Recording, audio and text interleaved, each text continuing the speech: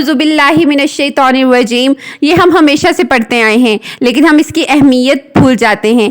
آج کی ویڈیو میں ہم اسی اہمیت کو ریوائنڈ کریں گے انشاءاللہ۔ سب سے پہلے اعوذ باللہ من الشیطان الرجیم میں ہم اللہ تعالیٰ کو اپنی عاجزی شو کرتے ہیں، ہمبلنس شو کرتے ہیں کہ اے اللہ I am weak and I am moving towards القوی، اے اللہ میں بہت کمزور ہوں، تو مجھے اپنے حفظ و امان میں لے لے، اپنی حفاظت میں لے لے، اپنی پناہ میں لے لے، اس شیطان مردود سے دور کر دے جو کہ اسٹریٹ پاتھ سے ہٹا دیا گیا ہے۔ اس کے علاوہ تعوذ کا استعمال جب بھی قرآن پاک پڑھنے لگیں تب کریں۔ جیسے نماز سے پہلے وضو ضروری ہے، ویسے ہی قرآن پاک پڑھنے سے پہلے تعوذ ضروری ہے۔